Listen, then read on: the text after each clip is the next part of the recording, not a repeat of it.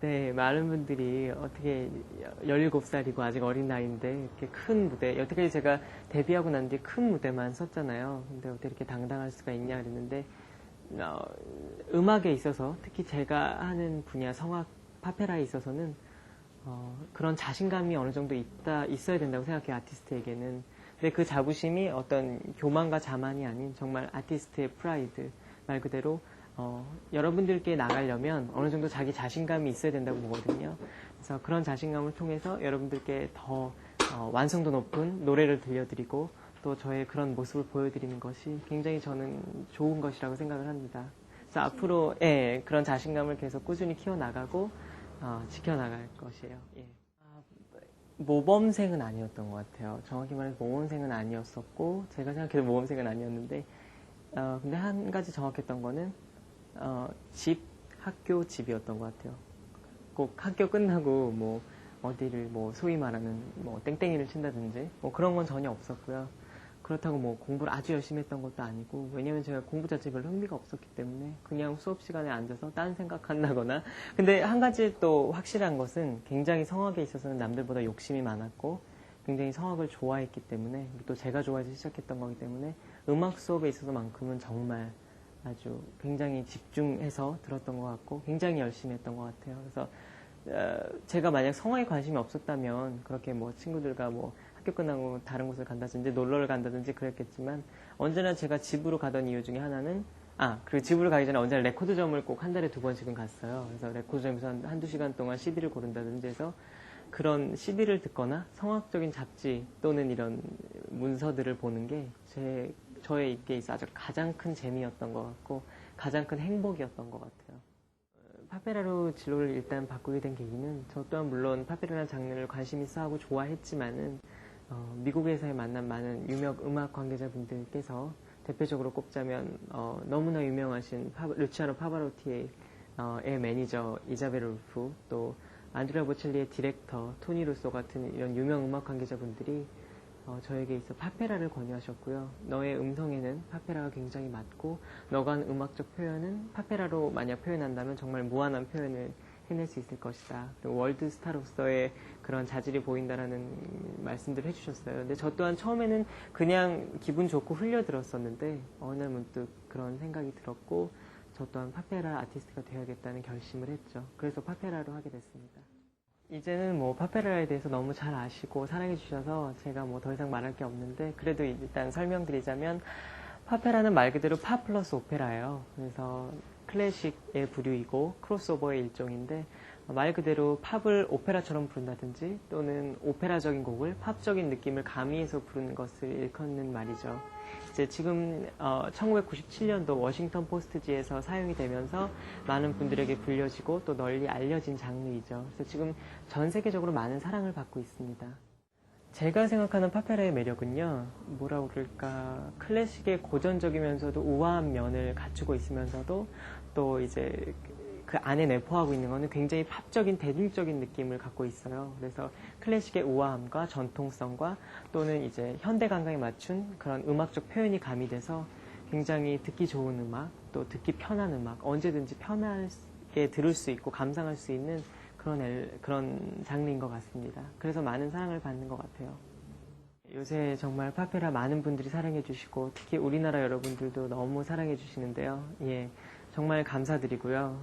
일단 제가 최초로 파페라를 시작한 만큼 점점 파페라에 대한 이런 이미지와 이런 것을 구체적으로 확립해 나가야 된다고 생각을 해요. 그래서 앞으로 파페라를 더 알려드리고 점점 이런 새로운 파페라를 들려드리고 싶네요. 계속 어떤 파페라다 해서 그런 부류의 음악만 들려드리는 게 아닌 좀 더 많은 것이 이렇게 가미된 파페라, 새로운 파페라를 계속 들려드리고 싶네요. 일단 카네기홀하면은 굉장히 세계적인 명성을 갖고 있는 홀이고 굉장한 역사를 지닌 공연장인데요. 정말 음악인들에게 있어서는 뭐 꿈의 무대인 곳이죠. 근데 저 또한 너무너무 영광스러웠고 기뻤고 정말 잊지 못할 순간이었던 것 같아요. 특히나 공연 전날 전석 매진이 됐는데 한국 여러분들, 그러니까 우리나라 교포분들 뿐만 아니라 정말 외국인들이 굉장히 거의 절반 이상을 공연을 관람을 하셨어요. 특히나 일반 외국인 분들이 아닌 뭐 굉장히 유명 음악 관계자분들이나 또 굉장히 대형 음반사 여러분들께서 와주셔서 관람을 하셨는데요. 굉장히 그분들 공연 보시고 난 후기가 너무너무 좋으셨고 정말 세계적으로 대성할 사람인 것 같다. 굉장한 음악성을 잠재하고 있고 굉장히 미래가 열려있는 아티스트다라는 이런 굉장한 칭찬을 해주셨는데 저 또한 굉장히 우리나라 사람으로서 저희 한국을 조금이나마 알렸다는 것에 대해서 굉장히 자부심을 느끼고요. 앞으로 이제 나아가야 될 길이 너무나도 많죠. 이제 지금은 아직 시작 단계라고 봅니다. 그래서 앞으로 하나하나 또 한국을 알리면서 파페라를 알리면서 거기에 또 이명주 이름을 알릴 것입니다. 저 또한 생각하는 게 제 또래 17살 동갑 내기 이런 또래들보다 제가 성공했다는 것을 알고 또 정말 큰 무대도 섰었고 음반을 통해서 많은 사랑을 받았는데 저는 아직까지 제가 최고의 자리에 있다고 생각해 본 적이 한 번도 없어요. 저는 아직 최고가 아니고 최고의 자리로 가려면 아직도 멀고 먼 시간이 있는 것 같고 모르겠어요. 뭐 다른 분들이 제가 최고의 자리에 있다, 어린 나이에 성공을 한 것이다 이렇게 표현을 해주셔도 그건 맞는 말인데 제 자신 자체는 아직까지 제가 이렇게 크게 최고의 자리에 올랐다고 생각을 한 적이 없습니다. 한 번도. 그래서 뭐 그거에 따른 부담감이나 뭐 그런 건 없는 것 같아요. 네. 제 친구들이 지금 고등학교 2학년인데 친구들이 저를 부러워하거든요. 근데 저는 정작 친구들이 부러운 이유가 있어요. 왜냐하면은 저는 어린 나이에 물론 데뷔를 했지만 사회생활을 시작한 거고요. 그리고 또 어린 나이에 많은 것들을 어떻게 보면 많은 것들을 경험했고 또 벌써 프로 연주자로 데뷔를 했고 데뷔 앨범도 냈고 많은 여러분들께 사랑도 받고 큰 무대에 섰었고 많은 방송도 출연했었고 그렇지만 한편으로는 굉장히 뭐라 그럴까 어린 나이에 그런 일을 감당해야 되기 때문에 굉장히 개인적으로는 좀 외로운 점도 있고 힘든 점도 없지 않아 있는데 굉장히 부러운 점 하나는 저도 막상 학교를 다닐 때는 몰랐었어요. 그 수업이 굉장히 지루했고 교복 입는다는 것 자체가 굉장히 불만이었는데 그 또래들 이렇게 이제 학교 시간에 길에서 마주치게 된다면 굉장히 교복을 입고 굉장히 즐겁게 학교를 하잖아요. 그런 모습들을 봤을 때 굉장히 부럽다는 생각이 들더라고요. 교복도 입고 싶고 다시. 제 음성 자체가 굉장히 조금 뭔가 특별하다고 생각이 들어요. 그러니까 다른 분들이 낼 수 없는 뭔가 좀 특이한 음색을 선천적으로 타고났다고 생각하는데 그게 굉장히 큰 장점으로 작용이 되는 것 같아요. 예. 단점은 그쵸. 단점은 당연히 있죠. 제가 생각하기에 단점은 굉장히 제가 남자친구 고음이고 또 굉장히 하이톤의 음색을 소유하고 있지만 반면에 굉장히 저음이 약해요. 그렇기 때문에 뭔가 남자로서 이런 남성적인 힘을 보여줘야 할 때는 굉장히 중저음이나 또는 저음이 강해야지 뭔가 강인하면서도 멋진 남자상을 그려낼 수가 있는데 그런 면이 없으니까 속상하기도 하죠. 근데 그런 것은 어떻게 후천적으로 개발이 안 되는 것이기 때문에 지금은 그냥 장점만 생각하려고 노력을 하죠. 그리고 또 그걸 어떻게 더 개발해 나갈 것이냐에 대한 생각만 하고 일단 소망은요.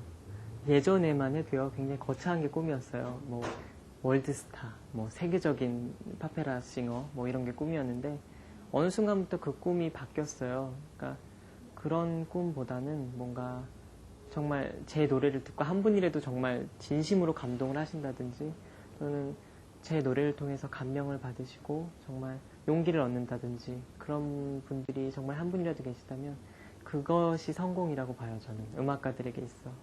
굉장히 세계적인 음악가도 좋고 유명해지는 것도 좋지만 그런 것이 굉장히 중요하다고 생각을 해요.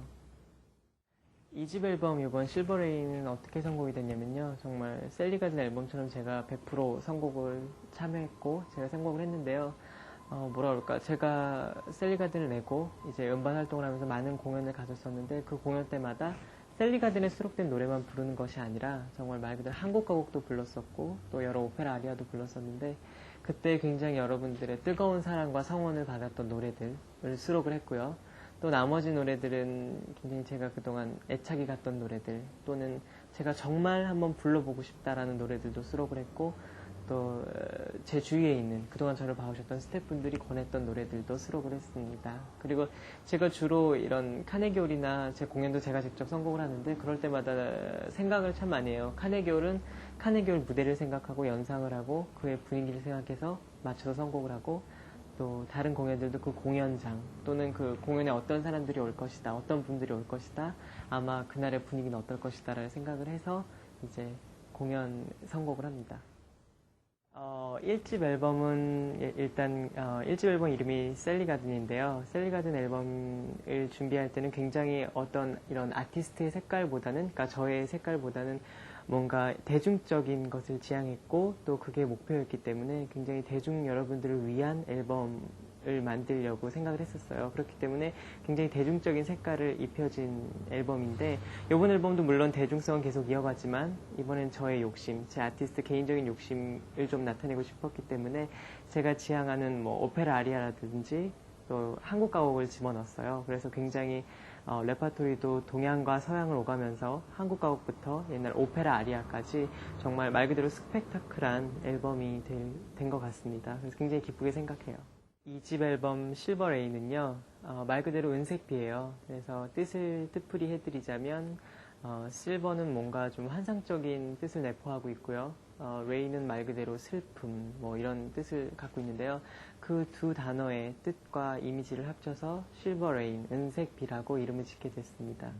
저도 그런 생각을 초반에 했었는데 이렇게 생각이 들더라고요. 물론 1집 앨범, 제 셀리가든은 정말 국내 여러분에게 파페라를 인식시켜드리고 또 파페라 테너 이명주를 알리기 위한 정말 서양의 파페라를 이렇게 불러드리고 또 알려드린 음반이잖아요. 굉장히 대중적으로.